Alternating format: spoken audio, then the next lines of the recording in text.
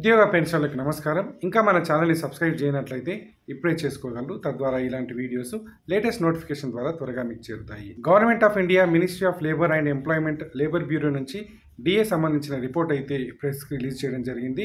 30 June 2025 రోజు ఇది release చేయడం జరిగింది. Consumer price index for industrial workers May 2025కి సంబంధించిన రిపోర్టు. సో ఈ రిపోర్ట్ ఆధారంగానే ఉద్యోగ పెన్షన్లకి కేంద్ర ప్రభుత్వం డిఏ అనేది డిక్లేర్ చేయడం జరుగుతుంది. సో మనకి ఏప్రిల్ 2025, మే 2025కి సంబంధించిన జనరల్ ఇండెక్స్ అయితే మనకి క్లియర్గా ఇవ్వడం జరిగింది. ఫుడ్ అండ్ బేవరేజెస్ 146.5 ఏప్రిల్లో ఉంది, అదే 146.9 అనేది మేలో ఉంది, అనగా 0.4 పాయింట్స్ పెరగడం జరిగింది. పాన్, సుపారీ, టొబాకో, ఇంటాక్సికెంట్స్ 165.8 నుంచి 166.6కి పెరగడం జరిగింది. క్లోతింగ్ అండ్ ఫుట్వేర్ 150.4 నుంచి 151కి పెరగడం జరిగింది. హౌసింగ్ 134.6, సో మేలో కూడా 134.6 ఉంది. ఫ్యూయల్ అండ్ లైట్ 152.4 నుంచి 153.6కి పెరగడం జరిగింది.